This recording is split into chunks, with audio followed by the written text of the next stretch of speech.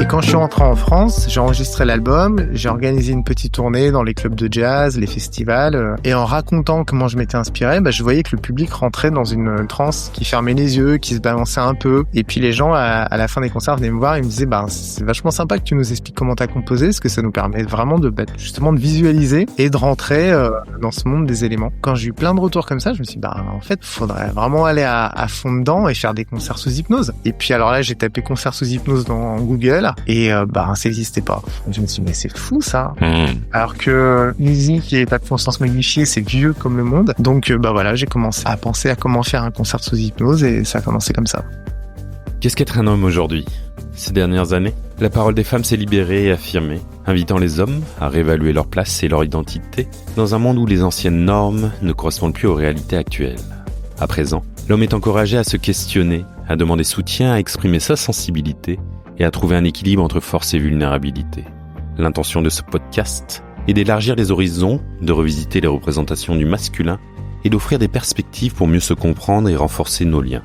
Je m'appelle Loïc Gernot, je suis coach relationnel et j'accompagne les hommes à mettre des mots sur leurs ressentis, à exprimer leurs besoins et à affirmer leur singularité. Dans cette dynamique, je vous propose chaque jeudi de partir à la rencontre de personnalités inspirantes qui partagent leur parcours et leurs réflexions sur des thématiques variées autour de la relation à soi, aux autres et aux vivants. Un lundi sur 2, je vous invite également à découvrir un épisode spécial avec une femme qui nous offre son regard sur les masculinités ou avec une conversation entre hommes où nous explorons ensemble des sujets profonds et d'actualité. Si ce podcast résonne pour vous, je vous invite à le partager autour de vous, à le noter sur votre plateforme d'écoute préférée et à commenter les épisodes sur les réseaux sociaux ou sur Discord. Vous pouvez également soutenir sa production en contribuant à une cagnotte participative sur Tipeee. Enfin, pour ne rien manquer des futurs épisodes, des ateliers en ligne organisés dans le cadre du podcast, ou encore de mes accompagnements, vous pouvez également vous inscrire à la newsletter. Retrouvez tous les liens en description. Bienvenue sur Dom.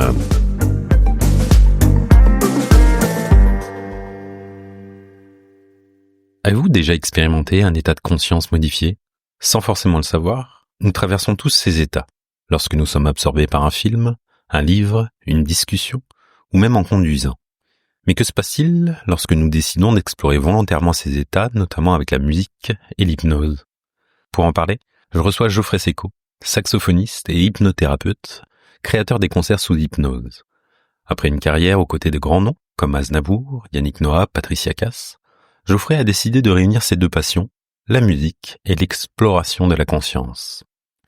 Dans cet épisode, nous plongeons dans son parcours, son approche de l'hypnose et l'influence de la musique sur nos états intérieurs. Comment la musique peut-elle nous ouvrir à d'autres dimensions de nous-mêmes ? En quoi l'hypnose permet-elle de se reconnecter à son intuition et à son imaginaire ? Geoffrey nous partage sa vision du son comme un vecteur de transformation et nous dévoile comment il a donné naissance à cette expérience unique, les concerts sous hypnose. Un épisode pour tous ceux qui veulent repousser les frontières de leur perception et explorer de nouvelles formes de conscience. Bon voyage et bonne écoute.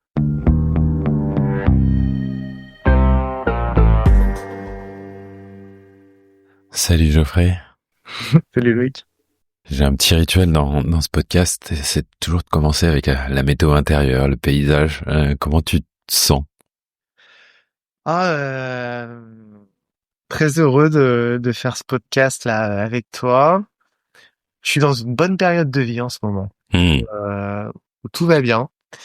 Ce qui est quand même assez rare en fait que tout aille bien. Enfin en tout cas ce qui peut l'être. Et mais voilà, là c'est une belle période. Donc du coup c'est vrai que il y a ce sentiment de paix, de satisfaction, d'envie de continuer à développer ce qui est déjà là et ce qui fonctionne déjà. Donc c'est chouette. C'est chouette, ça va bien. Tu surfes la vague quoi en ce moment ? En ce moment, je surfe. Ouais.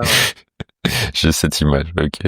Et surtout, je suis plein de reconnaissance de pouvoir la surfer parce que effectivement, il y a des périodes de vie où c'est moins simple. Donc quand c'est simple, quand c'est agréable, c'est bien aussi de se rendre compte et d'en profiter. Ouais, je suis un peu dans ce même mood depuis quelques semaines et c'est exactement ce que je ressentais tiens, ok, après quelques tumultes cette fois-ci, profiter, de surfer la vague sans m'y attacher, mais vraiment en profitant, et de prendre ce recul. Merci. Écoute, moi aussi, en joie de t'accueillir, même si, comme je t'ai dit avant, il y avait un petit truc qui m'a chafouiné ce matin, mais le fait de me plonger un peu plus dans ton parcours, ça m'a déjà fait voyager, ça m'a rappelé aussi des bons petits souvenirs, donc heureux de t'accueillir. Et deuxième petit rituel, comment tu te présentes toi, Geoffrey? Qu'est-ce que tu aimes dire de toi pour te présenter au monde en ce moment? Qu'est-ce que je peux dire pour me présenter, que je vais me présenter par mon activité, parce que c'est souvent un petit peu ce qui nous définit. Donc je fais des concerts sous hypnose. Donc je suis à la fois, je pense que ce qui nous définit réellement, c'est ce qu'on aime en fait. Je pense que ce qui nous définit, c'est ce qu'on aime. On a tous des aspirations un petit peu différentes, ou en tout cas un mélange d'aspirations différentes. Moi, mon mélange principal, c'est que j'aime la musique, j'aime on va dire la conscience ou les états de conscience modifiés, les capacités du cerveau, la spiritualité, tout ce qui est de l'ordre un petit peu de l'invisible et de nos pouvoirs, de nos capacités. Et puis j'aime les voyages aussi, j'aime l'exotisme. Donc les trois réunis en fait a fait que dès que j'ai développé une activité de concert sous hypnose. Ce qui me permet donc de voyager un petit peu et de mêler musique et état de conscience modifié. Ouais, on va venir à ces voyages. Et j'aurais envie de dire, pour commencer, l'hypnose, ça fascine comme ça intrigue. Et comment toi tu la présentes au-delà des clichés qu'on peut en avoir? Ah ouais, c'est vrai qu'on parle d'hypnose comme ça, là, un peu ni vu ni connu, mais c'est vrai que c'est un mot qui peut intriguer, faire peur, amuser, rebuter, être tabou, etc. Moi, l'hypnose, c'est juste une façon de rentrer dans un état de conscience modifié qui est efficace, étudié, occidental, donc connu, qui fait partie de notre culture. Légal, parce qu'il y a plein de façons de rentrer en état de conscience modifié qui sont illégales.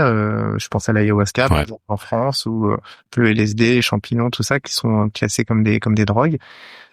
Donc finalement, l'hypnose, c'est une façon de renouer avec notre, on va dire notre propension d'être humain à explorer des états de conscience modifiés, chose qu'on a pu mettre un petit peu de côté dans notre société matérialiste, avec aussi la désacralisation de la société. Donc là, ce concert sous hypnose, c'est une occasion de renouer avec quelque chose qui est complètement intrinsèque à notre humanité, c'est-à-dire la connexion à ce qui nous dépasse, à l'invisible, mais tout ça dans un champ qui est actuel, qui est contemporain, qui est accessible, qui est balisé, qui est celui de l'hypnose et puis de la musique, et aussi une musique, la musique que je compose, c'est une musique qui est accessible. Enfin, c'est pas une musique de pygmée, c'est pas des Icaros, c'est pas des chants grégoriens, parce que voilà, les chants grégoriens, même si c'est notre culture, c'est plus vraiment à la mode, on va dire. C'est pas quelque chose qui est vivant, dans le sens où il y a plus vraiment de musique grégorienne qui est composée. La musique grégorienne, c'est une musique qui date du XIIe, XIIIe siècle. Donc ça a été une musique, c'est une musique spirituelle qui permettait de rentrer dans des états de conscience modifiés à l'époque dans les églises qui étaient peintes, où il y avait de l'encens, où il y avait une ferveur, etc. Là, on perd un petit peu tout ça. Et ces concerts sous hypnose, c'est un cadre qui est proposé pour rentrer de façon laïque, non dogmatique, actuelle, dans peut-être cet aspect sacré un peu qu'il peut y avoir dans certaines cérémonies, etc. Merci pour ces précisions.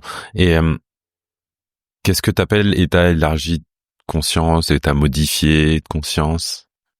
Alors, la plupart du temps, on est dans un état ordinaire de conscience. Là, quand on est en train de parler, on est dans cet état-là, on est tous dans cet état-là. C'est un état qui est quand même légèrement mouvant, c'est-à-dire que, par exemple, tu disais ce matin, tu t'es réveillé un peu chafouin, c'est un état ordinaire de conscience, mais qui est légèrement différent de, par exemple, hier, la façon dont tu t'es réveillé, qui était peut-être un peu différente. Donc, toute la journée, on traverse différents états de conscience. Et qui sont des états ordinaires, selon la température de la pièce, notre humeur, les suggestions de notre environnement, etc. Et puis les états de conscience moins ordinaires, c'est ceux aussi qu'on peut connaître quand on fait un rêve un peu spécial, quand on boit un petit coup de trop. Et puis donc il y a ceux qui sont induits par justement des inductions, donc par l'hypnose, par certaines plantes, par la respiration, par des privations. Par exemple, si on fait un jeûne pendant quelques jours, eh bien le fait de se priver va induire des états de conscience moins ordinaires. Voilà, les privations sensorielles aussi, si on se retrouve dans une chambre complètement isolée acoustiquement. Voilà, ça va créer des états de conscience non ordinaires qu'on appelle états de conscience modifiés. Et l'hypnose, c'est un des moyens d'y arriver le plus facilement et puis le plus connu, on va dire, dans l'Occident. Et est-ce que ces états d'hypnose, états hypnotiques, tout le monde peut y accéder, expérimenter ou... Ouais, complètement. Ça fait partir de notre nature, de nos capacités humaines de modifier notre état de conscience. Ça nous est tous arrivé, je pense, de prendre le volant, de conduire et puis d'arriver chez soi sans se rendre compte qu'on a vraiment conduit de façon un petit peu automatique. Donc, c'est-à-dire qu'on était à la fois en train de faire quelque chose et en même temps complètement ailleurs, dans une rêverie, et pourtant le corps était là, prêt à avoir des réflexes et tout ça. Mais donc, on a cette capacité de se dissocier et d'aller dans des songeries, dans d'autres univers, d'être, quand on lit un livre ou qu'on regarde un film ou qu'on est dans une rencontre amoureuse, d'être complètement absorbé, de pas voir le temps passer. Donc, quand il y a cette dilatation du temps, quand il y a une absorption, c'est un état de conscience modifié, donc on en vit tous régulièrement, et c'est complètement normal et naturel. Et dans ces états de conscience modifiés, quand on va aller de plus en plus loin dans cette exploration, c'est là où on va retrouver donc le monde, on va dire des archétypes, des symboles, de l'inconscient collectif. Donc un espace qui est décrit par Jung. Ouais, par certains mystiques, donc aussi la connexion à Dieu ou à la source ou à la conscience. Et puis c'est des états aussi qui peuvent nous tomber dessus. Je sais plus qui parlait de ça, justement, je crois dans une correspondance à Freud. Il appelait ça le sentiment océanique. Et donc ce sont des états de conscience spontanés. Je suis en train de chercher sur qui a parlé de ça. Sentiment, voilà, Romain Roland, 1866-1944, a popularisé la notion de sentiment océanique qu'il définit comme une expérience religieuse de communion avec le monde. Une affirmation qui a suscité des critiques de la part de Freud. Une expérience religieuse de communion avec le monde et qui est qui peut être spontanée. Voilà, ça tombe dessus comme ça, puis pendant 5 minutes, une extase. Donc c'est voilà le genre d'état de conscience modifié. Après, évidemment, il y a tout ce qui est expérience de mort imminente. Ouais. Donc, personnes qui lors d'un accident grave, cardiovasculaire, un accident de voiture, etc., vont vivre un état de mort clinique, c'est-à-dire que la respiration s'arrête, le cœur s'arrête, ils sont dans un état de mort clinique. S'ils ont la chance de se faire réanimer, pendant qu'ils sont réanimés, eux, ils vont vivre une expérience extraordinaire. Et puis ils vont donc cette expérience extraordinaire est bien étudiée, bien documentée, notamment par le psychiatre Bruce Greyson, un psychiatre américain, qui a interviewer des personnes qui prétendaient avoir fait des expériences de mort imminente. Et en fait, il y a toujours les mêmes étapes qui reviennent. Donc, il y a la sensation de sortir de son corps, de vivre un grand apaisement, même si ces personnes-là voient leur corps depuis des hauteurs, leur corps qui se fait réanimer, etc. Et généralement, elles sont accueillies par un être de lumière. Donc, ça peut être des proches disparus, ça peut être un être spirituel. Elles revoient toute leur vie, qu'elles jugent elles-mêmes à l'aune de l'amour. Donc, en fait, la grande question, c'est comment j'ai aimé. Et ouais, elles vont vivre des états d'extase, pareil, la sensation du temps qui se dissout complètement. Et puis, bon, bah là, à un moment donné, elles vont se faire à nouveau réaspirer dans leur corps. Elles sont réanimées, elles reviennent à la vie. Et donc, il y a de plus en plus d'expériences comme ça, puisqu'il y a de plus en plus de réanimation grâce au progrès de la médecine. Et donc, il y a beaucoup de témoignages. On estime qu'il y a 5% de la population mondiale qui a vécu ça. Et ce qui est assez fascinant, c'est que quelle que soit la culture, l'âge, le sexe des personnes qui vivent ça, bien c'est toujours un peu les mêmes témoignages. Et c'est des témoignages qui ressemblent beaucoup aussi à ce qui est décrit dans les différentes traditions. La notion un peu de paradis, d'être accueilli par sa famille, donc dans on va dire dans notre tradition judéo-chrétienne. Et puis un peu plus exotique, le bouddhisme aussi, donc la notion de nirvana, de dissolution de l'ego dans l'absolu, etc. Donc voilà, ça c'est des états de conscience aussi modifiés, qui sont un peu moins accessibles, mais qui existent bien et qui sont bien présents. Alors après, il y a toute une recherche là-dessus. Les scientifiques ne sont pas tous d'accord sur le fait que est-ce que c'est un vrai état de conscience modifié ou est-ce que c'est une espèce de feu d'artifice de fin de vie qui est une hallucination. Enfin bon, en tout cas les gens sont conscients de ça, donc il se passe bien un truc. Ça pose la question de la conscience. Est-ce que la conscience est créée par le cerveau et quand le cerveau meurt, la conscience meurt, et dans ce feu d'artifice final de la mort de la conscience, il y aurait ces hallucinations? Est-ce que non, le cerveau ne fabrique pas la conscience, mais la reçoit? Auquel cas, quand le cerveau meurt, la conscience va se délocaliser ailleurs et retourner peut-être dans cette source. Bon, après, on peut tout imaginer. Donc ça, c'est un peu le grand débat de la science en ce moment. C'est quoi la conscience? Et est-ce que c'est le cerveau qui la fabrique ou le cerveau ne fait que la recevoir? Donc là-dessus, il n'y a pas encore vraiment de réponse. Donc là, on peut s'en remettre qu'à ses propres croyances. Qu'est-ce qu'on a envie de croire? Donc moi, personnellement, évidemment, j'ai envie de croire que la conscience est reçue par le cerveau et puis qu'après, elle aurait toute une vie et puis qu'avant aussi, elle a toute une vie. Voilà. On voyage déjà. J'ai envie de partir sur de la musique parce que c'est avant de te tourner vers l'hypnose. D'ailleurs, c'est de l'hypnose ericksonienne, à quoi t'as été formé?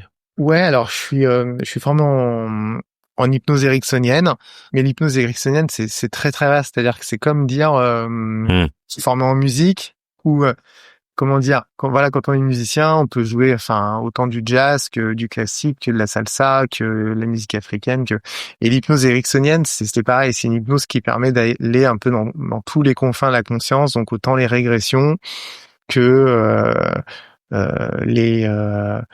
je sais pas, le traitement de traumatisme, la préparation mentale pour la performance, ce genre de choses. Donc c'est très très vaste. C'est vaste.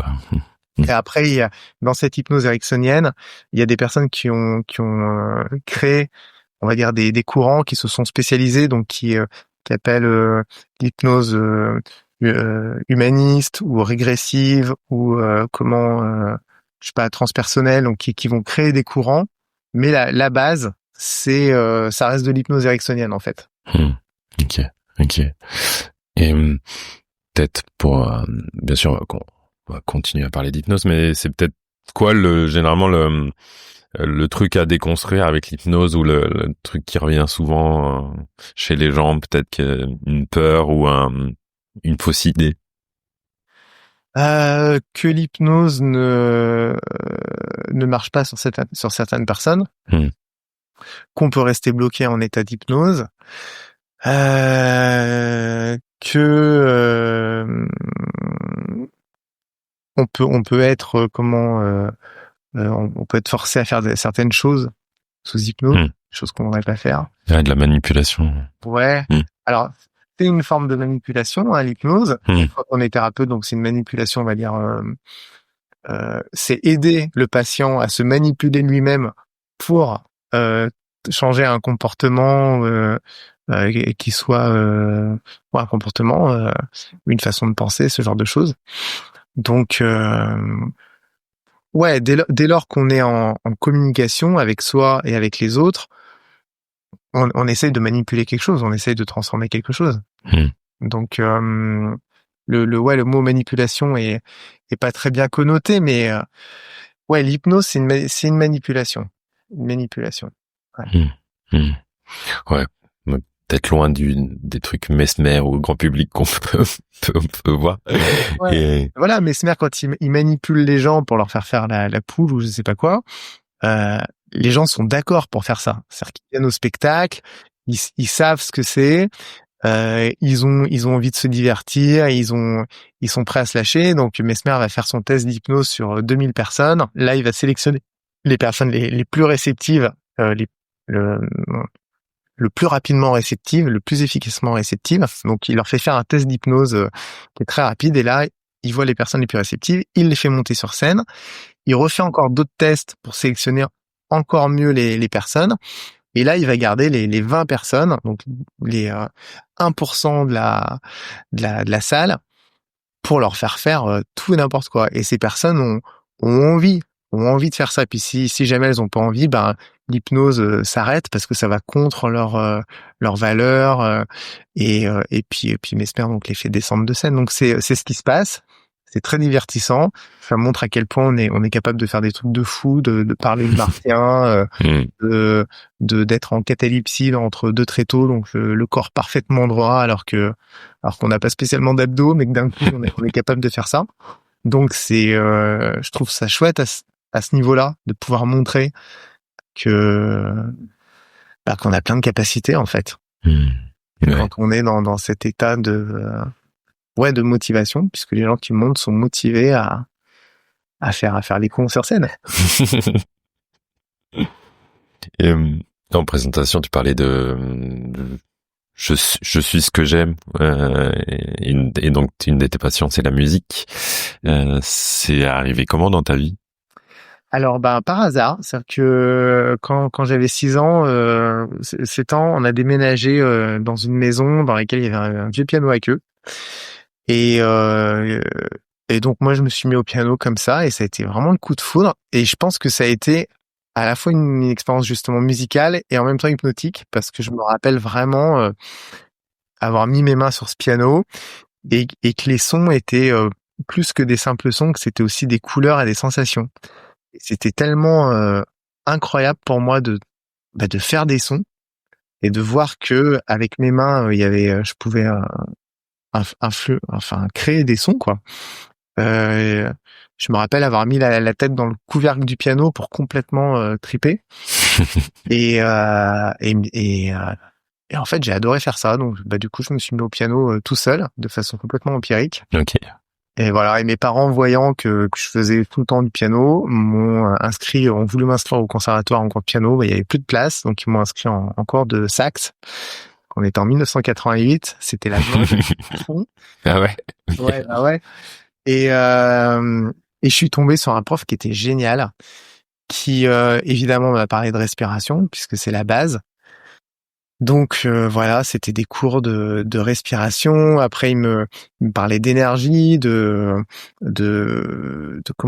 canaliser mon énergie pour envoyer le meilleur son. Et puis après, il y a beaucoup de visualisation. C'est-à-dire qu'il me disait, voilà, dans quelques temps, tu vas passer une audition.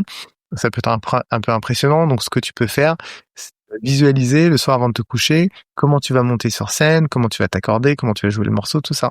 Et en fait, c'était déjà de l'autonomie. Ouais, c'est ce que j'allais dire. Et ce qui était génial, c'est que je me rappelle que les premières fois quand je visualisais, je visualisais que je montais sur scène et puis j'oubliais de m'accorder. Alors je recommençais, je remontais sur scène, puis je m'accordais. Et puis je jouais, puis je faisais une fausse note. Alors je recommençais, je remontais sur scène, machin. Et en fait, j'ai réalisé que de faire une bonne visualisation, c'est de faire une visualisation où on se trompe, qui permet de corriger comme dans la vraie vie. Comme dans la vraie vie, ouais. Et que en visualisant ainsi, eh ben c'est comme de pratiquer. C'est on se trompe, on recommence et ça faisait autant bosser que de réellement bosser. Sauf que monter sur scène, on peut pas le bosser tous les jours, quoi. Ça arrive qu'une fois, donc ça permet vraiment de se préparer. Et quand j'ai passé l'audition, ça s'est passé exactement comme dans mes dernières visualisations, c'est-à-dire qui étaient nickel, où j'oubliais rien, je me plantais pas.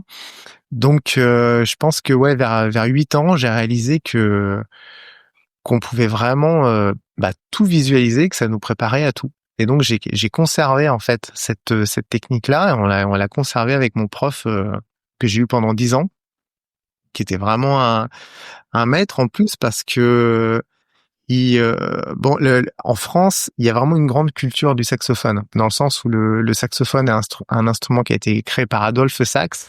Ok, je me rends pas compte. Qui est belge et qui très rapidement est venu à Paris pour déposer son brevet, construire ses instruments, monter un atelier.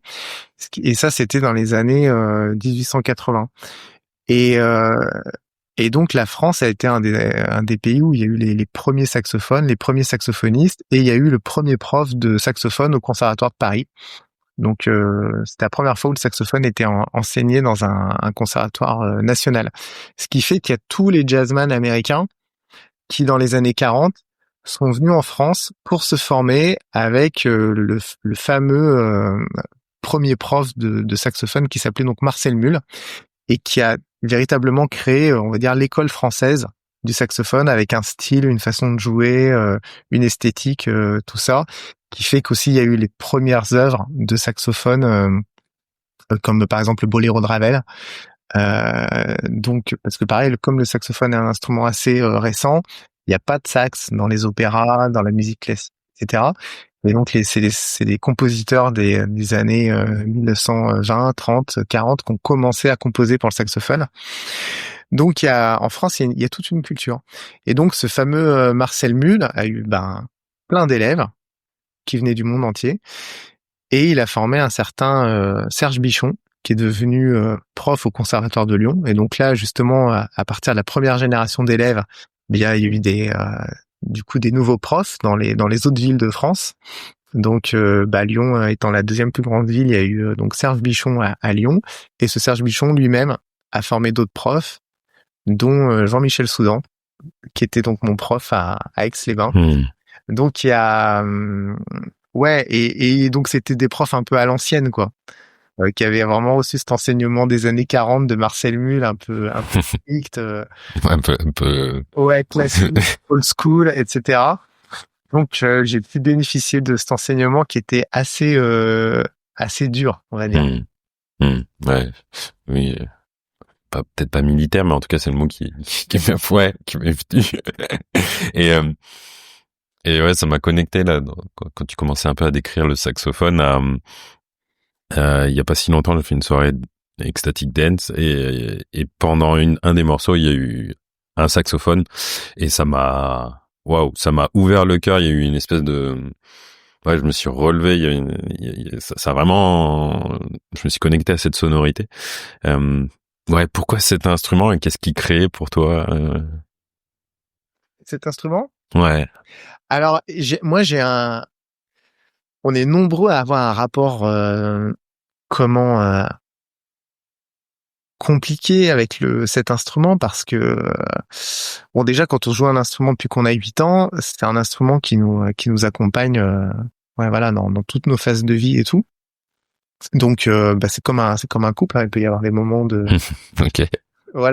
compliqués, genre t'es en relation avec ton avec ton saxophone. Ouais. Et le saxophone, c'est un instrument qui est assez connu, plus que je sais pas le hautbois ou le cor. Enfin, on a vraiment l'habitude d'entendre le sax. C'est un peu comme la guitare, c'est un peu des instruments, on va dire héros, quoi. Sax, piano, guitare, c'est ces instruments qu'on entend quand même souvent à la radio et tout. et qui sont du coup très connotés. Le sax, c'est quand même soit connoté très New York années 50, Ouais, jazz. et donc un petit peu, ça peut sonner. Enfin, il y a plein de gens qui aiment pas le jazz, pour qui c'est un peu élitiste ou un peu vieillot ou ce genre de truc. Après, c'est très connoté aussi années 80, variette, Jean-Jacques Goldman et compagnie. Donc pareil, hein, c'est plus trop, c'est un peu vieillot. Et puis c'est très connoté aussi Ibiza, house, sax percu, tout ça. Et quand on est saxophoniste professionnel, qu'on a envie de créer quelque chose d'un petit peu nouveau et tout, et ben c'est difficile de sortir de ces gros cadres bien définis, et qui pour nous peuvent paraître un petit peu des fois ringards ou consensuels ou trop populaires, ou parce que quand on est musicien, il y a souvent cette envie un peu de faire vraiment quelque chose de nouveau, d'apporter sa pierre édifice à la création, etc. Donc voilà quoi. C'est quand on est saxophoniste, je trouve que c'est pas toujours simple d'arriver à créer son identité, parce que elle arrive, l'identité arrive déjà avec un énorme background culturel dont il est difficile de sortir. Alors que je trouve par exemple des instruments comme le piano, du fait que c'est un très vieil instrument, donc qu'on peut tout jouer avec. Voilà, le saxophone par exemple, c'est difficile de jouer du classique. Ça ne fait pas partie du son du classique. Donc on se coupe de la musique de film. Il y a pas de sax dans la musique de film. Ou alors c'est un film sur New York ou dans les années 50. Mais ouais, le sax dans l'imaginaire des gens est très connoté, quoi. Ouais. J'avais pas cette vision qu'effectivement, en fait, ça a tellement, j'ai envie de dire, de caractère aussi. Ouais, c'est ça. Le sax a du caractère et va aiguiller notre esprit dans un imaginaire qui est quand même vachement balisé. Et donc moi je suis un peu embêté avec ça, parce que comme je fais des concerts sous hypnose et que l'imaginaire que j'ai envie de proposer, ça va être plus du l'ordre du voyage, de l'exploration, des grands paysages, et ben en fait le sax c'est pas ce qu'il vient raconter. Alors et c'est ça qui est génial, c'est que moi du coup ça m'invite à chercher une façon de jouer qui va être plus proche par exemple de celle du doudouk, qui est un instrument traditionnel arménien, qui est très nostalgique, qui vraiment dès qu'on entend une note de doudouk, tout de suite c'est un son qui est très spirituel, qui nous fait penser à des grands espaces dans lesquels on pourrait faire des voyages ou marcher au bout du monde.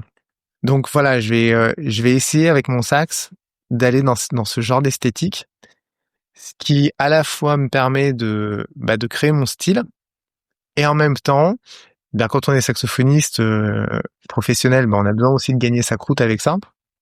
Donc et en même temps me déconnecte du job un peu, on va dire, de saxophoniste pour lequel on pourrait être appelé, c'est-à-dire jouer de la musique des années 80. Là par exemple, avant-hier soir, je suis allé écouter Bill Labunti, qui est un chanteur qui a fait Give It Up, un gros tube des années 80 américain, où donc il y a des gros solos de sax et je me suis dit en fait maintenant je suis plus connu pour faire ce genre de solo, donc on m'appelle plus, alors que il y a 20 ans, j'étais un des spécialistes de ça, et je faisais donc les tournées Obispo, Patrick Lacasse. C'est ce que je voulais te demander, ouais. Il y avait besoin d'un gros son de sax des années 80, et je savais faire. Et je sais toujours faire, mais je suis plus identifié comme ça. Et ça te quoi du coup de plus être identifié à ça? Alors cette soirée c'était très spécial, parce qu'alors en fait ce qui s'est passé, on rentrait de concert justement la veille, on jouait à Morteau, et puis donc on rentre à Paris, et l'après-midi je suis allé voir et donc quand je suis rentré à Paris, j'ai vu 3 concerts, et 3 concerts complètement différents. C'est-à-dire que l'après-midi, je suis allé voir un concert d'un saxophoniste qui faisait de la respiration circulaire. Donc un jeu très hypnotique justement, et il chantait avec un chanteur égyptien et un chœur de Corse, donc qui était très inspiré évidemment de la polyphonie corse. Donc leur musique, c'était hyper spirituel parce qu'il y avait ce chanteur égyptien qui faisait un peu des spalmodies avec les chœurs et lui qui jouait, et ça m'a vachement plu. Ensuite, le soir, je suis allé voir Jimmy Sax, qui est un copain saxophoniste qui justement joue à fond dans le style Ibiza et tout. Ouais, je connais. Il joue avec The Avenger, donc à l'Olympia, donc gros concert, gros son, les grosses loupiottes, house à fond, et le sax à Burn en mode Ibiza, grosse envoyade. Et donc, comment dire, je me suis dit, ah bah ouais, mais définitivement, c'est vraiment plus ça que j'ai envie de faire. Je faisais ça quand j'avais 20 ans en mode DJ, percu, sax, dans les boîtes, dans les mariages et trucs comme ça. Et même si c'était donc très très bien fait là, évidemment, à l'Olympia, je me suis dit, ah ouais, ok, bon ça c'est plus mon truc.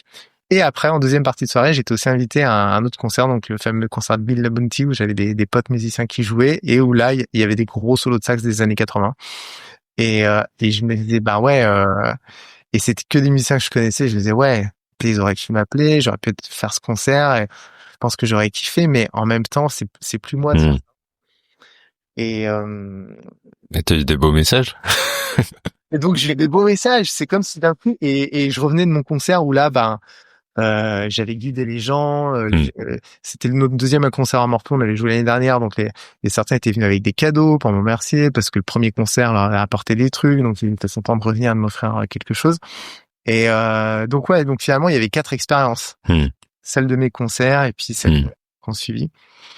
Donc voilà, le rapport que j'ai au sax, il est complexe parce que c'est une réflexion quotidienne sur dans quelle direction je vais, comment jouer ma musique de façon la plus juste, en sortant justement des styles convenus commerciaux, et voilà le rapport que j'ai au sax. Ouais, le duduk, ça m'a connecté aussi à Tilassine, qui l'utilise bien dans ses morceaux, et effectivement, il y a vraiment quelque chose de l'ordre du voyage, et justement, le voyage, on y vient un peu plus, sur ces concerts sous hypnose. C'est quoi qui t'a fait, du coup, créer ces voyages, en fait, et cette marque qui est concert sous hypnose? Comment la rencontre elle s'est faite entre l'hypnose et la musique, même s'il y avait déjà des choses? Donc la rencontre, finalement, t'as vu, elle s'est faite très tôt. Prof, parce qu'aussi ce qui se passait en cours, il y avait ces visualisations le soir, mais en cours on faisait du classique, c'est-à-dire qu'on avait une partition et tout se jouait dans l'interprétation. Alors que dans le jazz, il n'y a pas de partition et on se pose la question de quoi jouer. Alors qu'en classique, c'est plus la question comment jouer. Et donc, comment jouer? Moi, mon prof, il me disait, comment jouer cette phrase? Donc moi, je jouais une phrase et puis il me disait, tiens, imagine que ton son, tu le projettes à 200 mètres. Imagine que ton son, il est que tu joues dans l'eau et que tu as un son qui est mouillé. Et puis si tu joues dans l'eau, comment les poissons y réagissent, et donc donc plein de métaphores en fait qui font que je donnais de la profondeur à mon interprétation, et donc lui me parlait et moi je jouais, et on était du coup dans justement cette absorption, dans cette hypnose, dans cet imaginaire. Donc les cours que je faisais, c'était beaucoup ça, et donc il y avait quand même toujours ce lien avec la musique et l'imaginaire, et ça m'a vachement plu. Et donc bien longtemps après, moi je me suis formé dans plein de trucs, un peu la médecine chinoise, un peu d'énergétique, sans aller vraiment au bout de ça. Et il y a eu un moment donné, j'ai eu envie de faire un album sur le Tao.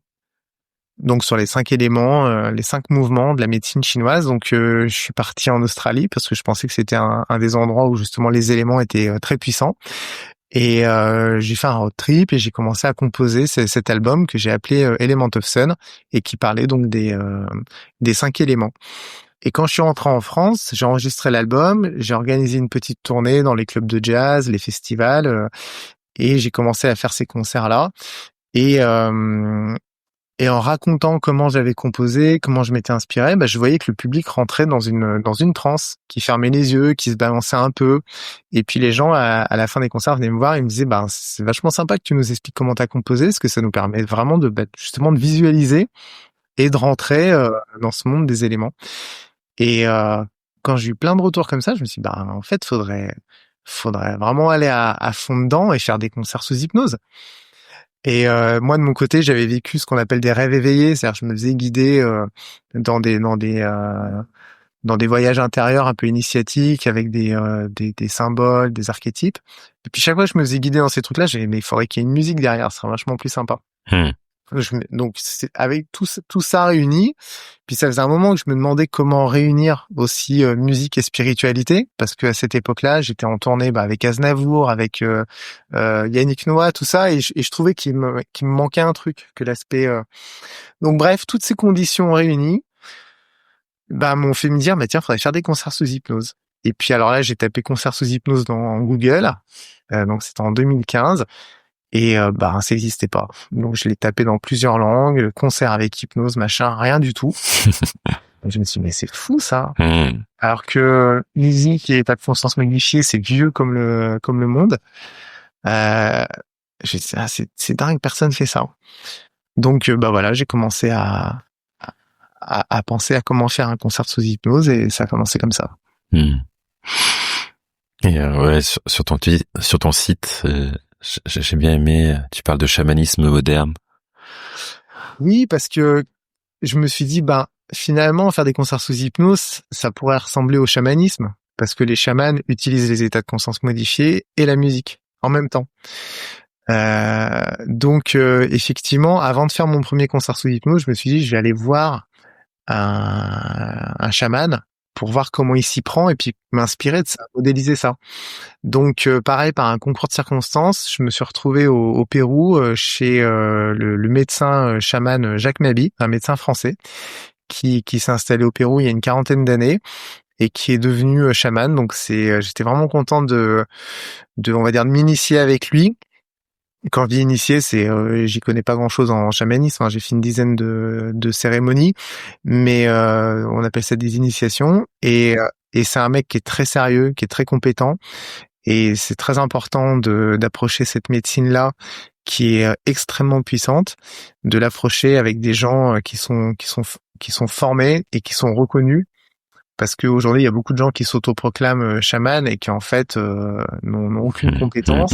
Et donc voilà, si on a envie de faire ce genre d'expérience, il faut le faire avec des gens très compétents.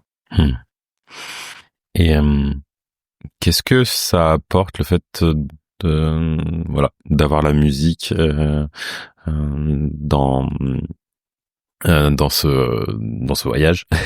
Qu'est-ce que ça change pour le spectateur d'être plongé dans cette immersion musicale? Moi, je pense que la musique, de par sa nature invisible, est un art subtil. S'il fallait classer les arts par subtilité, à mon sens, la peinture qui est visible est un peu plus tangible que la musique. L'architecture, il y a de la matière, c'est encore plus tangible. La musique, pour moi, c'est quelque chose qui est qui est invisible et qui est subtil. Et donc, je pense que c'est justement, de par sa nature, c'est un très bon vecteur pour aller justement dans le monde du subtil et de l'invisible. La musique permet de fermer les yeux. La peinture, ça permet pas.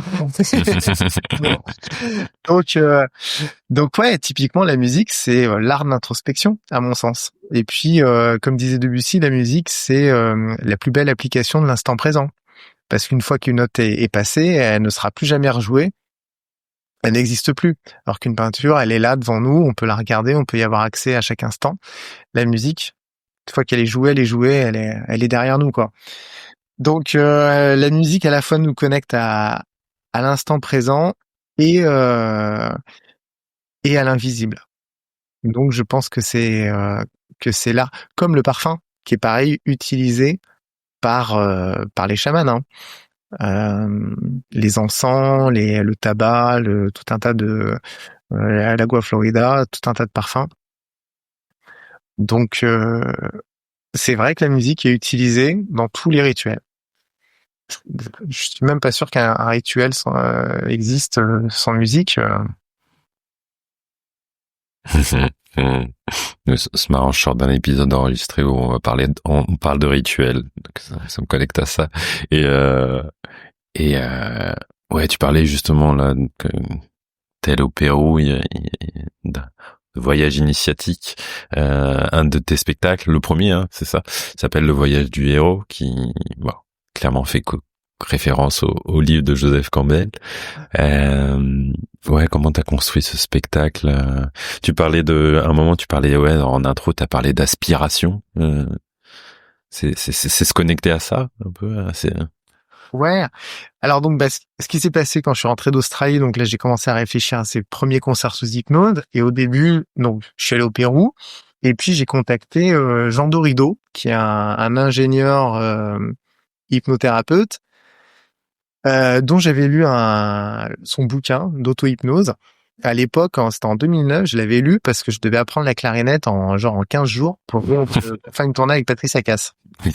Donc je m'étais dit, bon là, j'ai plus le choix, je peux pas faire 20 ans de clarinette en 15 jours, faut que je trouve un autre moyen, je tente le tout pour le tout. J'achète un bouquin d'hypnose et je m'y mets comme ça. Incroyable. J'achète le bouquin, je me mets la clarinette, je passe l'audition, je suis pris. Là, ils me disent, rendez-vous dans 15 jours pour jouer, pour partir en tournée avec nous. Nous, on n'a pas le temps de répéter, on est déjà en tournée. Faut tout que t'apprennes par cœur. Donc là, pareil, rebelote, auto-hypnose, j'apprends tout par cœur. Et puis, je fais mon premier concert, je sais plus, je crois que c'était à Nîmes. Et donc, je joue tout par cœur, de la clarinette que je savais pas jouer un mois auparavant. Et donc, je cartonne. Et puis, je fais une garde et je fais 200 dates avec eux. Donc, du coup, je me dis, bon, l'auto-hypnose, quand même, puissant.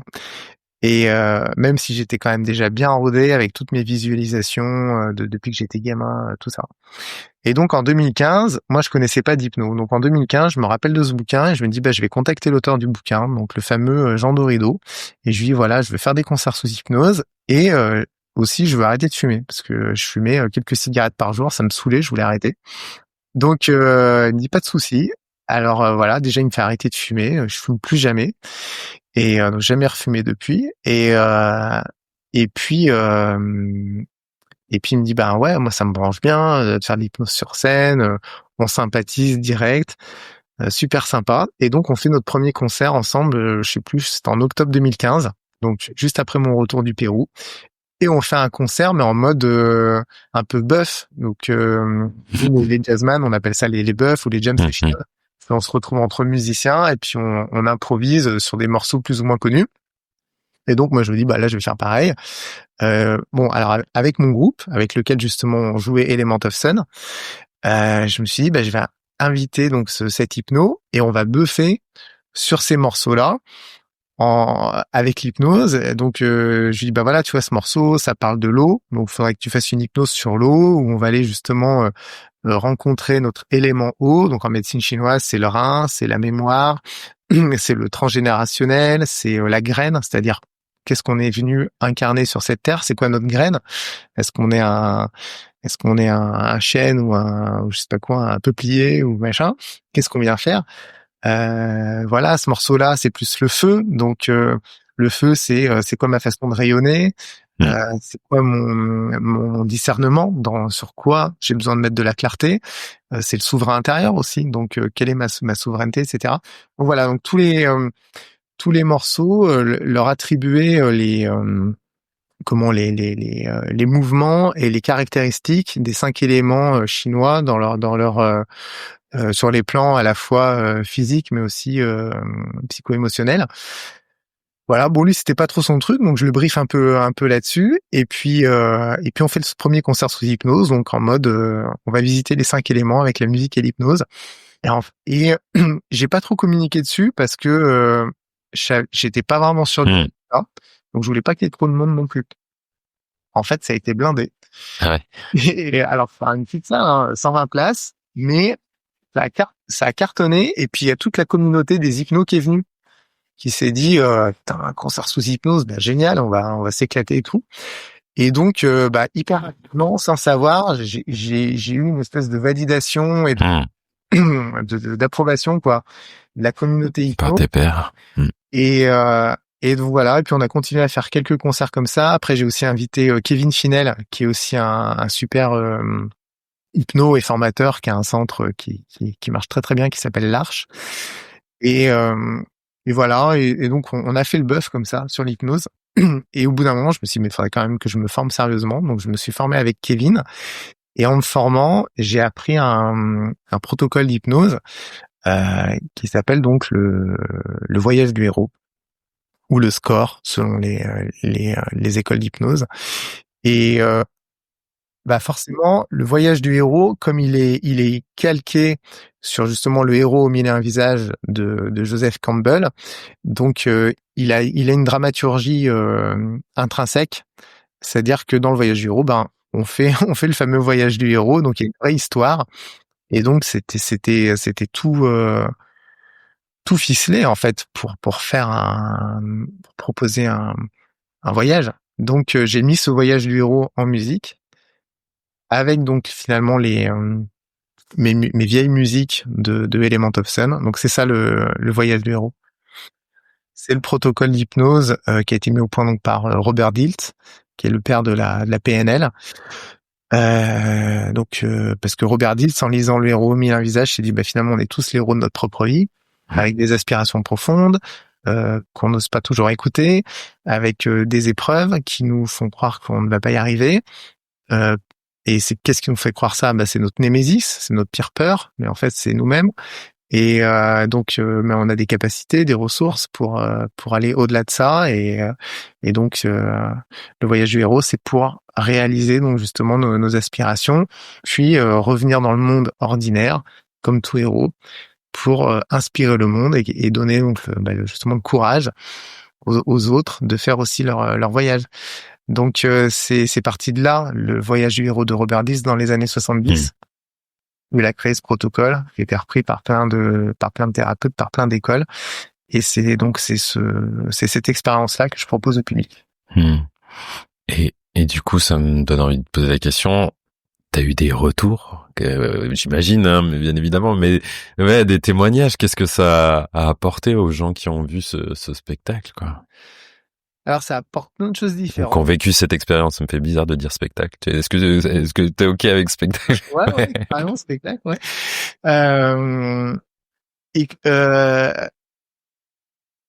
Ils ont, écoute, les gens, je leur fais poser une intention.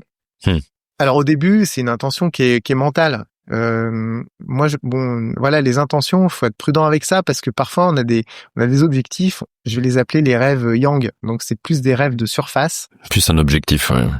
Ça peut être un objectif qui est plus un objectif de société ou de famille, donc un truc qui nous appartient pas complètement. Genre, je sais pas, j'ai n'importe quoi, je vais avoir une belle maison, une belle voiture, faire tel boulot, mais c'est pas exactement moi qui ai décidé.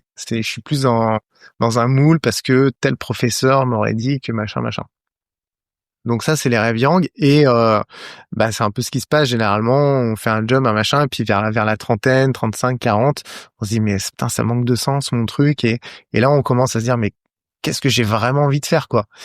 Et là, on peut entamer un voyage du héros. Bon, des voyages du héros, on en fait plein dans la vie.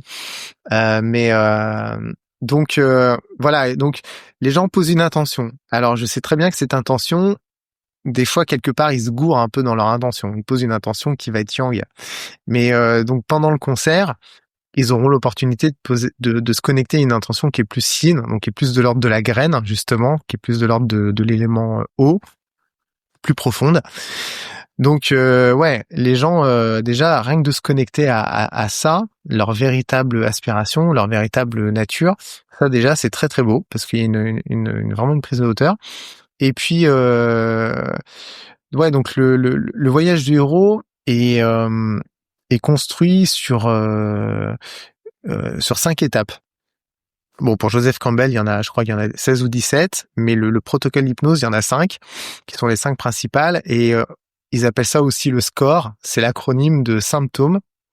Le S de symptômes, le C de cause, le O de objectif. Donc on voit que l'objectif, il arrive au milieu, parce que justement, il arrive pas au tout début, il arrive au milieu parce qu'il peut être différent du début. et le R de ressources et le E de effet. Donc, le public va passer par ces 5 étapes-là. Donc, une fois qu'ils ont posé, on va dire, leur faux objectif, après, donc, ils vont voir les causes. C'est-à-dire, ils vont voir qu'est-ce qui fonctionne pas dans leur vie. Ensuite, ils vont voir ils vont voir les symptômes, ils vont voir ce qui fonctionne pas. Ensuite, ils vont voir les causes. Depuis quand ça fonctionne pas et qu'est-ce qui a créé ça? Qu'est-ce qui a créé cette croyance? À quel moment j'ai eu peur de tel truc? À quel moment j'ai créé une partie de moi qui a décidé de me protéger et qui en même temps aujourd'hui me limite? C'est ça qui se passe. C'est à 5 ans, mon père me dit faut être le meilleur. Bon, très bien. Mais au bout d'un moment, ça me limite. Donc ça m'a protégé, ça m'a permis de faire plein de trucs, je sais pas moi, d'être bon à l'école, d'avoir mon bac et machin. Mais au bout d'un moment, ça me limite. Et là, du coup, on se connecte à son véritable objectif, le haut de objectif. Qu'est-ce que en fait moi j'ai vraiment envie de faire?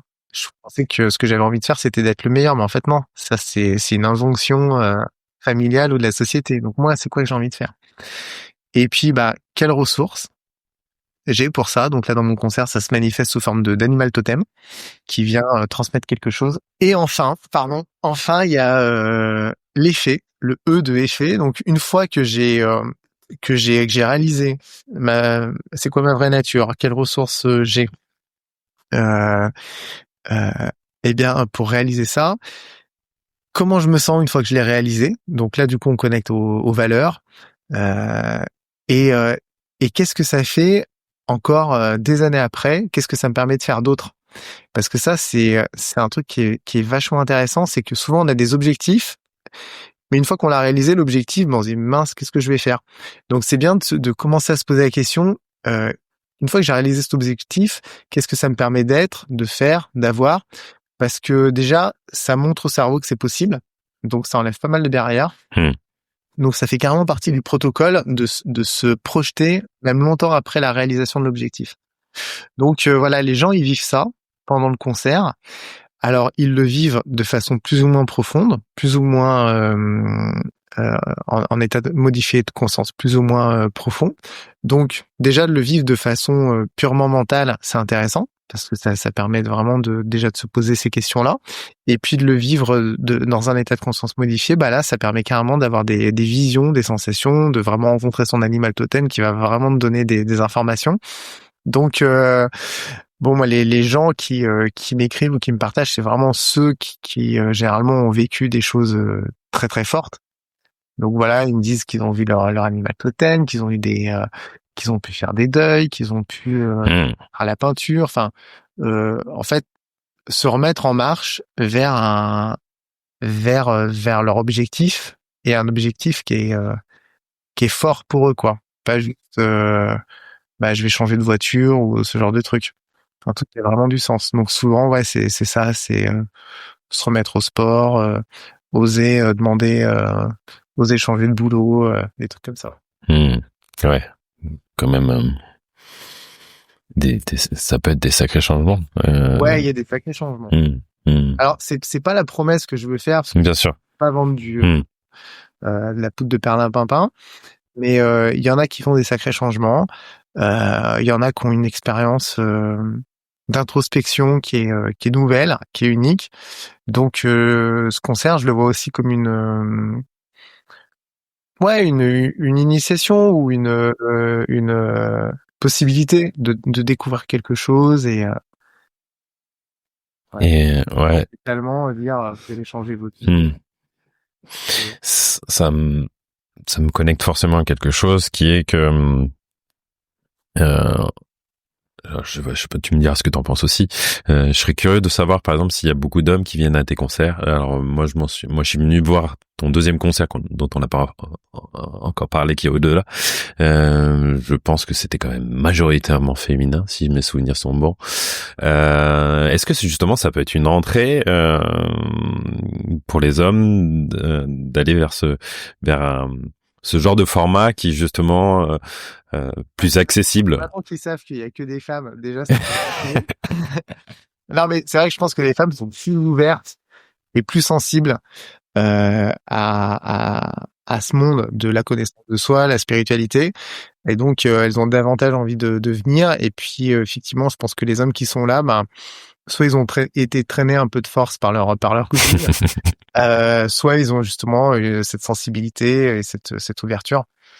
Mais c'est vrai que c'est plutôt un public féminin et un public féminin qui est un peu dans la quarantaine, qui a une maturité, qui se pose qui se pose un peu des questions, tout ça.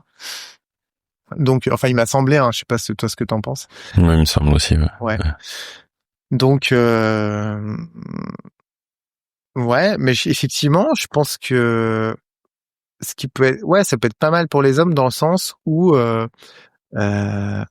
c'est une façon de découvrir sans trop, qui est moins, on va dire, engageante que d'aller voir un psy, un hypnothérapeute. Là, on peut y aller de façon un petit peu, comment on appelle ça, enfin, un peu incognito, quoi. Voilà, le gars, il vient, il est pas obligé de me rencontrer, de me dire comment ça s'est passé. Donc, et puis ça reste de la musique et de la bonne musique parce que je suis accompagné par des musiciens top. Donc, ouais, il a toujours le prétexte de dire non, mais moi je viens juste écouter de la musique. Oui, mais c'est ça. Oui, ben non, mais moi, oui, on en discutait un peu en amont et c'est quelque chose aussi que sur laquelle je réfléchis depuis un an et en étant DJ et en proposant des voyages ecstatic dance qui sont aussi inspirés du voyage du héros. Et effectivement, de passer par ces étapes. Et oui, moi j'ai cette sensation, tu vois, de proposer quelque chose. Viens, je vais te faire danser et puis il va se passer quelque chose. Donc j'ai l'impression que c'est un peu la même chose avec tes concerts, quoi. Et du coup, j'ai profité un peu peut-être qu'on reviendra sur l'autre spectacle après, mais toi, comment t'as grandi homme et comment c'est de proposer justement ce format, cette activité ou d'être qui tu es aujourd'hui en tant qu'homme? Comment j'ai grandi homme? Ouais, déjà, et puis j'ai un peu fait 2 questions en une, mais alors, est-ce que du coup, alors si je reformule, est-ce que quand t'as grandi, le fait d'être connecté à la musique et déjà ces sensations-là, est-ce que comment ça t'a fait grandir? Est-ce que tu t'es senti dans la norme, un peu à part? Alors ouais, moi en fait j'ai eu vraiment mon enfance, mon adolescence de musicien, elle a été extraordinaire parce que bon, il y a eu ce prof. Voilà, on parle de musique. Bon, après j'avais mes potes à l'école, au collège et tout. Et puis après, quand j'ai été ado, tu sais, quand t'es au conservatoire, tu dois faire une pratique collective. Généralement, t'as le cours d'instrument, le solfège et la pratique collective. Donc la pratique collective, ce qui était génial avec Slevin, c'est qu'il y avait un prof qui proposait des cours de variété. Donc là, on était dans les années 92, il y avait Goldman, Stéphane Escher, tout ça. Et donc le prof il disait, on va monter des groupes de petits jeunes là, de 12-15 ans, et puis on va jouer du Goldman et tout. Donc moi, je me suis retrouvé dans ce groupe qui s'appelait Carpe Diem. On était donc 7 ou 8. On s'est appelé Carpe Diem parce que notre prof était tellement génial qu'on avait l'impression d'être dans le cercle des potes disparus. Donc on s'est appelé Carpe Diem pour ça. Et on a été 7 ou 8. Et ce prof, en fait, on le savait pas à l'époque, mais il allait devenir chaman. Lui, il était énorme. Ouais. Donc c'est un mec qui savait tout faire. Il chantait, il faisait de la batterie, du piano, et il avait en médecine chinoise, il avait un bois très développé, c'est-à-dire bon les gars, on va monter des projets. Qu'est-ce que vous avez envie de faire? Puis alors nous, zéro limite. On veut jouer au Palais des Congrès, donc 1200 places, créer un opéra rock, machin. Et donc on faisait tous ces trucs-là. Donc on écrivait, on enregistrait des albums, on louait les salles. Donc on a créé une petite association de parents, nos parents, qui se sont appelés Parenthèses. Et donc on louait la salle, on faisait la com et on remplissait les salles. Et c'était énorme. Moi, j'ai grandi avec cette bande de potes où musique, projet, c'est-à-dire on va dire production presque, hein, c'était la production qu'on faisait, et spiritualité, parce que, enfin spiritualité ou en tout cas développement personnel en mode, bah si on a envie de faire un truc, on le fait, et on se donne les moyens pour le faire, et on y croit à fond, et on répète 1 ou 2 fois par semaine, on compose. Donc moi c'était ça ma vie en fait, de 12 à 20 ans, c'était être avec ces copains-là et puis aussi d'autres groupes de musique. Donc c'était mon environnement et c'est ça, c'était ça ma norme. Après j'avais d'autres copains qui étaient pas là-dedans, mais bah, j'étais quand même beaucoup dans un milieu musical. Donc pour moi, avoir des projets, les réaliser, faire de la musique, c'était complètement normal et ça l'est toujours. Ça fait partie de c'est comme ça que je vis quoi. Et aujourd'hui, je suis toujours ami avec ces potes-là. Bon, on fait plus de musique ensemble, mais j'adore effectivement travailler dans l'amitié et avoir des projets et là tous les projets que j'ai, ça se fait comme ça quoi, un peu de façon collégiale et très très où il y a pas de frontières en fait entre ouais, c'est comme si c'était pas un job. C'est une bande de potes et on monte un projet quoi. Donc j'ai donc mon parcours d'homme, bah c'est de pouvoir conserver ça parce que ça me plaît. Donc après bah il y a effectivement il y a des hauts et des bas. Par exemple le fait de monter les concerts sous hypnose, bah c'est pas un groupe, c'est vraiment mon projet. Donc même si je suis avec des super musiciens qui sont des amis, c'est pas eux qui m'aident à trouver les dates, c'est pas eux qui mettent de l'argent quand il y a un bid financier, qu'il y a le Covid, qu'il y a plus de boulot, donc c'est vraiment mon business. Donc il y a eu un moment où je me suis retrouvé un peu seul. Je me dis putain, en fait, justement, ce côté groupe collégial, je l'ai plus. Et donc, il y a pas si longtemps que ça, je me suis dit, j'ai envie de plus de collabs. Et donc là, je suis en train de créer de nouvelles collabs, bah, notamment avec Kevin Finel, là dont je parlais. On va monter un spectacle, puis avec d'autres personnes, avec Elliot Meunier aussi, qui est un petit jeune influenceur. Il a 20 ans, il est extraordinaire.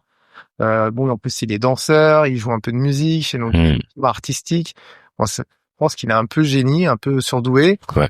Et c'est un pro du marketing. Il a monté je sais pas combien de business. Je crois qu'à 17 ans, il était millionnaire. Enfin bon, c'est un et on a une relation qui est top parce que le gars, c'est aussi un entrepreneur.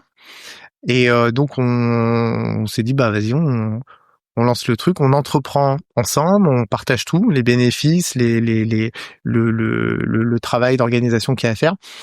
Donc ouais voilà, moi j'ai évolué avec des gens comme ça. Donc pour moi le parcours d'homme, c'est d'être à la fois quelqu'un qui va être à l'écoute justement de sa nature, de sa graine.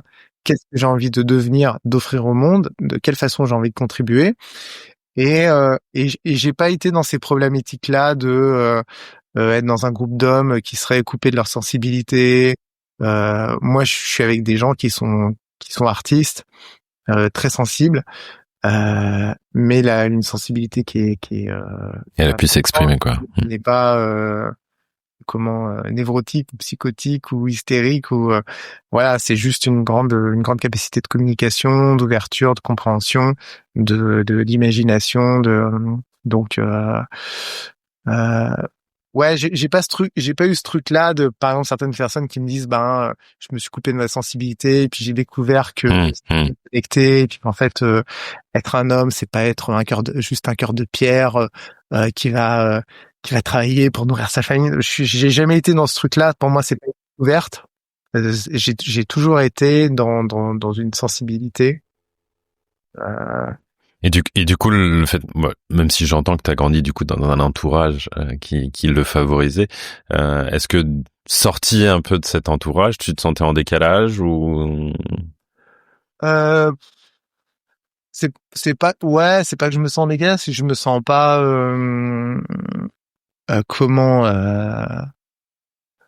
ouais, je me sens pas trop en résonance, enfin, je sais pas comment te dire.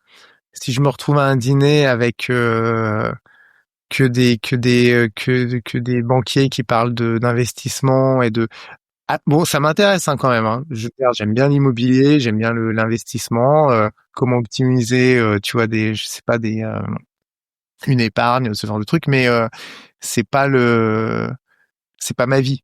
C'est pas le but de ma vie de capitaliser. Mais c'était par curiosité de savoir comment, Ouais. ouais, comment t'avais vécu Non, ça, du coup. enfin, alors, si je passe une soirée, ça va aller, mais je partirai pas en vacances avec ce profil-là ou ce genre de truc.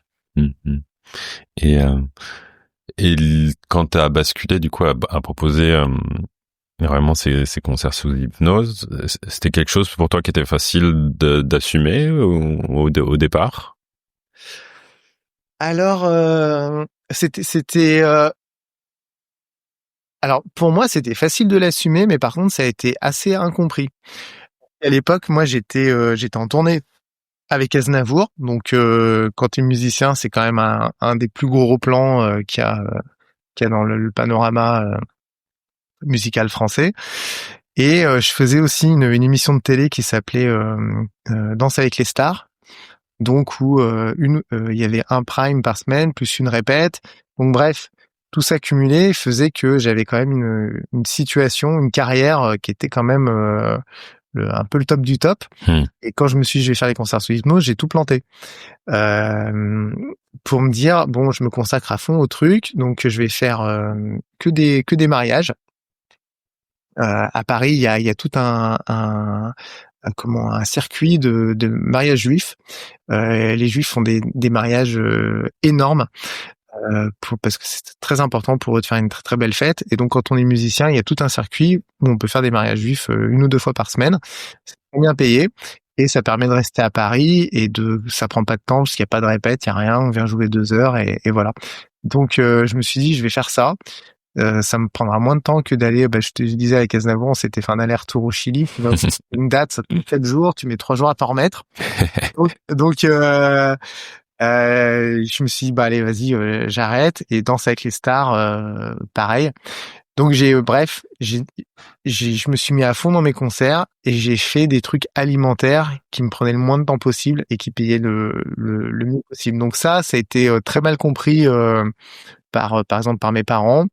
Et alors ouais, et par les musiciens, bon du coup qu'on pu ça a pu donner du boulot à pas mal de gens. Mais ouais, mais maintenant que ça marche bien, que par exemple mes parents voient que vraiment je suis épanoui là-dedans, effectivement c'est parfaitement compris et tout, mais bon ça fait 10 ans, mais je pense que les 6-7 premières années ils sont vraiment demandé ce que je foutais, ouais. Et cette carrière justement avec Aznavour, Cass, Obispo, Noah, Yannick Noah, ça t'apporte quoi aujourd'hui? Qu'est-ce que ça t'a apporté en tout cas? Je crois que ça m'a apporté l'opportunité de me dire ça je l'ai fait et donc c'est plus un rêve de le faire. Ça a été vraiment un rêve très longtemps. C'est quand j'avais 15 ans, je regardais Nulle part ailleurs et je voyais toutes les stars qui passaient à la télé. Je me disais et je voyais surtout l'orchestre qui accompagnait ces stars et je me disais je veux faire partie de ce genre d'orchestre, jouer à la télé, machin. Et donc je suis monté à Paris avec ce rêve-là de me dire un jour je jouerai au Stade de France, machin. Et j'ai fait tous ces trucs-là, de faire des télés, de faire des belles tournées de variété. Voilà, c'était mon rêve de saxophoniste. Et justement, je pense que c'était un rêve un peu yang, c'est-à-dire tous mes profs voyaient en moi la capacité de le faire et voyaient que je pourrais le réaliser peut-être à leur place, parce que eux aussi, quand on a envie de musicien, de machin, en plus c'était les années 90, donc il y a tout ce mythe-là des grosses tournées américaines, quand on est musicien, on rêve de ça. Et je pense que j'ai baigné dans ce rêve-là de mes profs et de mes potes et de tous les musiciens avec qui j'ai joué, et puis que j'ai pu le réaliser. Et une fois que je l'ai réalisé, je me rappelle très bien le lendemain du Stade de France, je me suis dit mais merde, en fait qu'est-ce que je vais faire de ma peau là? J'ai joué au Stade de France, j'ai 31 ans. Déjà j'ai eu de la chance de le faire parce que c'est il suffit pas d'être bon, quoi. Il faut aussi quand même pas mal de chance. Et alors, je crois pas que c'était la chance. Je crois que c'est le pouvoir justement de la visualisation. Et moi, je l'ai tellement visualisé que le truc est arrivé. Je crois profondément en ça. Et voilà, je me suis dit, mais je vais pas faire ça jusqu'à 60 ans. J'ai d'autres trucs à faire. Donc, et après, je l'ai vu, les tournées qu'on suivi. Je voyais que je m'en lassais un peu, et notamment la tournée avec Aznavour, alors que c'est quand même un peu la légende de la chanson française. J'avais plus la niaque. Et voilà, donc c'est pour ça que je l'ai quitté assez facilement, quoi. Donc voilà, aujourd'hui, quand je vois les copains qui font ça, qui continuent de faire ça, ou qui ne l'ont encore jamais fait, et qui espèrent encore le faire et tout ça, je me dis je suis content, parce que c'est plus un sujet pour moi. Et puis ça t'a dirigé vers quelque chose qui, j'imagine, fait peut-être plus sens pour toi, en tout cas. Ah ouais, complètement. Ouais. Et on a parlé vite fait tout à l'heure du voyage au-delà et des EMI, d'expériences de mort imminente. C'est quoi qui t'a donné aussi de donner envie de faire ce spectacle? T'en as fait une, toi? T'as fait une sortie de corps, c'est ça? Moi, j'ai pas fait de EMI. Ce qui m'a donné envie, c'est que c'est un sujet qui m'intéresse vraiment. Enfin, je trouve ça génial que ce que les gens peuvent vivre lors d'une expérience de mort imminente. Moi, au Pérou, j'ai vécu quelque chose qui ressemble beaucoup, et et donc je voulais vraiment partager cet état d'extase, de grâce, de connexion, de guérison aussi. Donc mais je me suis dit, putain, le partager sous le prisme du chamanisme, c'est un peu barré, ça va pas toucher tout le monde, c'est un peu spé, ça risque de créer des ça va pas être un consensus, quoi. Alors que au-delà, tout le monde s'est posé la question déjà une fois dans sa vie de qu'est-ce qui pourrait se passer après la vie. C'est plutôt accessible. Il y a quand même la science qui s'intéresse à ce phénomène des expériences de mort imminente. Il y a toutes les religions qu'on parle. Bon, ça fait partie quand même de notre champ accessible. Donc voilà, c'est pour ça que j'ai créé ce spectacle au-delà. J'aurais pu l'appeler je sais pas, chamanisme ou la source ou machin, mais ça s'appelle au-delà. Et là, du coup, tu tournes avec les deux. Et là, je tourne avec les deux, et je suis en train d'en écrire un troisième qui va s'appeler Origine. Okay. Alors, qui sera sur le thème de la réincarnation. Pareil, j'ai pas voulu l'appeler incarnation ou réincarnation, parce que je trouve ça un peu pareil, ça peut choquer un petit peu. Donc là, c'est Origine, et ça va aborder les sujets effectivement de la réincarnation et du transpersonnel, transgénérationnel. T'as envie de mettre ça de le présenter quand? Tu t'es donné un objectif pour le coup? On va en faire un extrait de 40 minutes au Grand Rex le 21 juin. Ok. 5 là. Dans le cadre d'un événement qui s'appelle Expérience extraordinaire. Donc le producteur Alex Chavouret va inviter plusieurs personnalités du développement personnel pour proposer des différentes expériences. Donc il y a de la méditation, il y a des bains de gong, je sais pas, il y a plein de trucs. Et puis donc il y aura cet extrait de concert sous hypnose sur la réincarnation. Et puis après il y a une tournée, je pense qu'il y aura une dizaine de dates à partir de novembre 2025. Ok, ouais, c'est bien, ça arrive prochainement. Ouais. D'ailleurs, j'ai pas fini de composer le truc, donc faut que je me On arrive tout doucement vers la fin. Du coup, les gens peuvent retrouver tes dates sur ton sur ton site internet .com, ou en tapant concert sous hypnose. De toute façon, à suivre sur tes réseaux. T'as un album aussi et un livre. C'est vrai qu'on en a pas forcément évoqué, mais Donc moi, je mettrai de toute façon tout ça en description de l'épisode. Merci Geoffrey pour ce voyage. Eh ben, écoute, merci à toi pour le temps, pour le partage et me permettre de parler de ces concerts et que les salles soient remplies. Je le conseille, c'est une magnifique expérience et c'est vrai c'est peut-être quelque chose que j'ai pas évoqué, mais tu vois aussi, je trouve ça chouette de le faire en collectif. Tu vois, c'est ça pour le coup, d'être dans une salle, on est 200 et on fait tous ce voyage-là ensemble. Il y a quelque chose de puissant aussi là où des fois justement l'hypnose elle se fait en accompagnement solo ou des petits groupes. Là, c'est ça aussi qui est puissant je trouve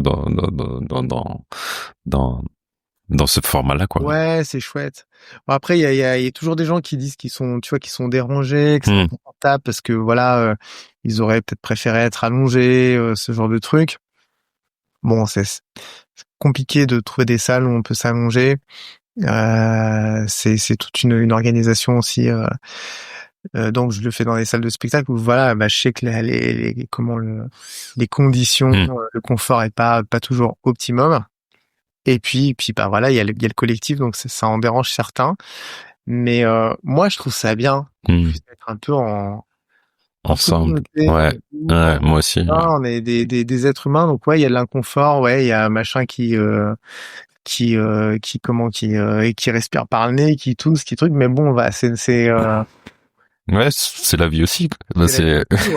Et bon, je sais pas, moi ça me gêne pas quand je suis dans une Maloca au fin fond du Pérou à entendre tout le monde qui gerbe, ouais, ça fait partie de l'expérience en fait. Et ça fait. Ouais. Geoffrey, merci beaucoup. Ouais, merci Louis. Je te souhaite une belle journée et puis au plaisir de te voir prochainement, notamment sur ce nouveau spectacle. Ce serait chouette. Allez, à bientôt. Ciao.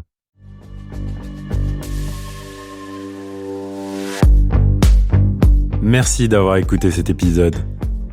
Si vous avez aimé, n'hésitez pas à en parler autour de vous ainsi qu'à le partager sur vos réseaux sociaux.